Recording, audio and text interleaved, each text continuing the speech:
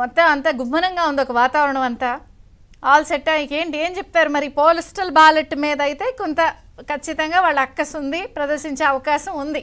దాన్ని ఎట్లా నలిఫై చేయాలి, ఎలా గొడవ చేయాలని మనం అది టీ కప్పులో తుఫాన్ లాగా జరిగిపోతుందండి.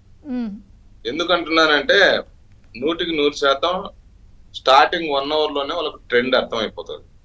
ట్రెండ్ అర్థమైపోయిన తర్వాత వైఎస్ఆర్సీపీ ఏజెంట్లు ఎవరైతే ఉన్నారో వాళ్ళందరూ కూడా 100% ఆడ ఉన్నటువంటి పద్ధతులను అనుసరిస్తారు. వాళ్ళ అధినాయకుల యొక్క ఆలోచన తగ్గట్టు వీళ్ళు వ్యవహరించరు పిచ్చి పిచ్చిగా. ఎందుకంటే ఇప్పుడే మనం చూసాం సజ్జల రామకృష్ణారెడ్డి గారు చేసిన అప్రజాస్వామిక అనైతిక వ్యాఖ్యలు ఏవైతే ఉన్నాయో దాని మీద ఈసీ స్పందించి కేసు పెట్టింది. సో వాళ్ళకన్నా గొప్ప ఏం కాదు కదా రేపు ఏజెంట్లుగా ఉండేవాళ్ళు.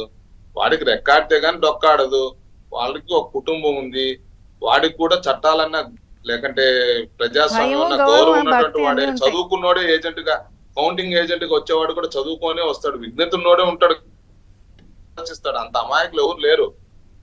కాబట్టి నేను చెప్తున్నా 100% రేపు జరగబోయేటువంటి కౌంటింగ్ సజావుగా జరుగుతుంది. టీ కప్పుల తుఫాన్ లాగానే ఇలా మాటలు ఇలా వ్యాఖ్యలు తేలిపోతాయి.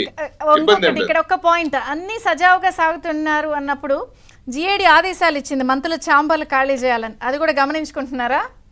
సందట్లో సడేమి అలాగా అది కూడా వేరే వర్షన్ ఏదైనా అవుతుందా గమనించుకుంటున్నారా? జిఏడి ఆదేశాలు ఇచ్చింది, మంత్రుల ఛాంబర్లు ఖాళీ చేయండి, ఇవన్నీ పర్యవేక్షణ ఉంటాయి, సెక్యూరిటీ భద్రతా సిబ్బంది అని, ఫైల్స్ గీల్స్ అన్ని మనం చూసాం. గతంలో చాలా కార్యాలయాల సెక్రటరియట్ లో కాలిపోయేటువంటి దానికి కారణాలు మనం చెప్పాల్సినటువంటి అవసరం లేదు. గవర్నమెంట్ మారిపోతుంది అనేటువంటి సందర్భంలో ఆటోమేటిక్ గా తగలబడిపోతాయి ఆ ఛాంబర్స్ అన్ని కూడా. అలాంటి పరిస్థితి రాదు అని అనుకుంటున్నాం. ఎందుకంటే ఒకవేళ ఆలోచనలు కూడా చేస్తారు, వీళ్ళేం చీకన్నా ఉండేవాళ్ళు కాదు. సో ఈ క్రమంలో ఆ ఫైల్స్ అన్నింటిని కూడా హైడ్ చేసేటువంటి ప్రయత్నం చేస్తారు, మార్ఫింగ్ చేసేటువంటి ప్రయత్నం చేస్తారు, మాల్ ప్రాక్టీసింగ్ కూడా చేస్తారు. ఆ విషయాల్లో వీళ్ళు అందివేసినటువంటి చేయి కాబట్టి దాని మీద కూడా దృష్టి పెట్టాలనేటువంటి ఆలోచన మనందరం కూడా ఆ ఒత్తిడి తీసుకురావాల్సినటువంటి అవసరం ఉంది. ముఖ్యంగా ఏంటంటే ఇప్పుడున్నటువంటి చీఫ్ సెక్రటరీ మీద కూడా ఉన్నటువంటి అనుమానాలు బలపడుతున్నాయి. ఆయన ఒకప్పుడు మంచి ఐఏఎస్ అధికారి, జిల్లా కలెక్టర్ గాని ప్రిన్సిపల్ సెక్రటరీగా పనిచేసినటువంటి సందర్భంలో ట్రాక్ రికార్డు బాగుండేది.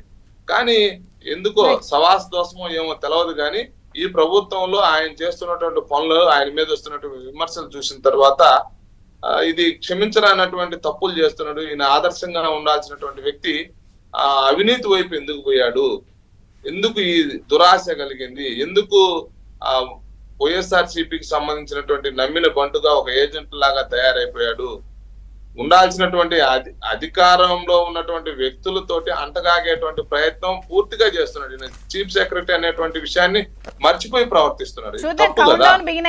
రేపు సాయంత్రానికి సగం సినిమా అర్థమవుతుంది. చీఫ్ సెక్రటరీ మీద వస్తుందండి. ఇప్పుడంతా కూడా ప్రభుత్వాన్ని జగన్మోహన్ రెడ్డి గారి కన్నా కూడా ఎక్కువగా ఈయన భుజానేసుకున్నాడు కాబట్టి ఈయన బరి తెగించి వ్యవహరిస్తున్నాడు. ఈయన మీరు చెప్పినట్లు ప్రభుత్వానికి సంబంధించినటువంటి విషయంలో ఒకటి ఉదాహరణ చెప్తా. స్వయంగా ఆయన రాయలసీమ వాడు. రాయలసీమ ప్రాంతంలో కరువు కారణంగా పంటలు వదిలేసుకుంటున్నారు, తాగునీటికి కటకట్లాడుతున్నారు, ఈకున్నటువంటి పంటలన్నీ కూడా నిట్ట నిలువున ఎండిపోతున్నాయి. దాని మీద ఒక్కరోజు కూడా సమీక్ష చేయలే. కానీ కాంట్రాక్ట్